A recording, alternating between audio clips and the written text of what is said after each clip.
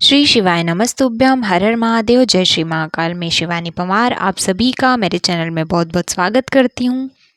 आज का वीडियो आप सभी के लिए बहुत खास होने वाला है।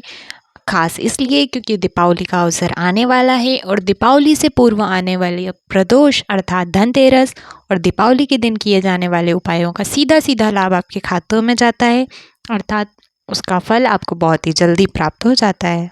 हमारे द्वारा इस वीडियो में बताए जाने वाले उपाय पंडित प्रदीप जी मिश्रा की जो अभी कथा चल रही है, श्री गोपेश्वर गोपी शिव महापुराण कथा, जो कि कोसी मथुरा में चल रही है, उसमें बताए गए हैं। तो आइए जानते हैं उन कुछ विशेष महा उपायों के बारे में। अगर आपके घर में बहुत दिनों से कलेश चल रहा है, सास बहू में नहीं बनती है, पति पत्नी में नहीं बनती है, भाई बहन में नहीं बनती है, या परिवार के सदस्यों में बिल्कुल नहीं बन पा रही है। दूसरी चीज़, अगर आपकी कोई मनोकामना बहुत दिनों से पूरी नहीं हो पा रही है। और तीसरी चीज़ है, यदि आपको आपके मान सम्मान में वृद्धि करवानी है, अर्थात जहाँ पर भी आप बैठते हैं, मोहल्ले में, बैठक में या आपके ऑफिस में, कहीं पर भी आपको आपके मान सम्मान में वृद्धि करवानी है, तो उन चीज़ों के लिए यहाँ पर आज उपाय बताए गए हैं। तो आइए जानते हैं।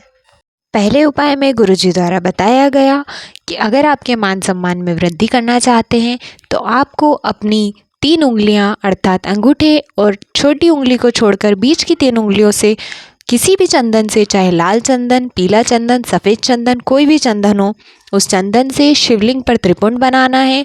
त्रिपुंड बनाने के पश्चात आपको अपनी अनामिका उंगली को उसके ऊपर रखना है और उस उंगली को अपने मस्तक पर और अपने कंठ पर लगा लेना है।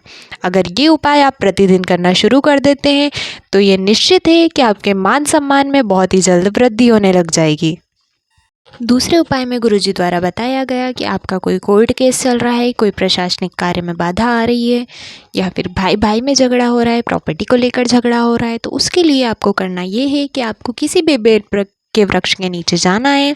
वहाँ पर आपको लेके जाना है एक बेलपत्र, एक शमी पत्र, एक दुर्वा, एक कनेर का फूल और एक चावल का दाना।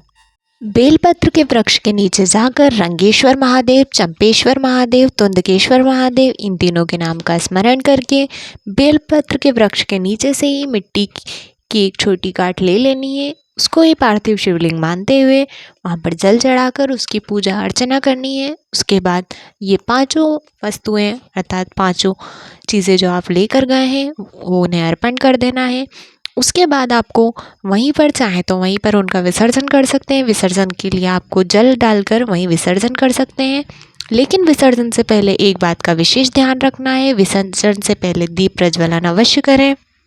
शिवलिंग के विसर्जन से पहले आपको 2 बातों का विशेष ध्यान रखना है। एक तो जो आपने दीप प्रज्वलन किया है वो दीप ठंडा होने के बाद ही आपको विसर्जन करना है, और विसर्जन करने से पहले जो आपने वस्तुएं वहाँ पर चढ़ाई है, अर्थात जो भी 5 वस्तुएं आप लेकर गए थे और आपने वहाँ पर चढ़ाई है, वो चारों आपको ले लेनी है और किसी भी लाल कपड़े में बांधकर आपको अपने घर में वो वस्तुएं 20 से 21 दिन रख देनी है। और गुरुजी का कहना है कि इन 20 से 21 दिनों में आपका निर्णय आ जाएगा और आपका निर्णय आपके ही पक्ष में होगा। इतना हमें शिव जी पर विश्वास है।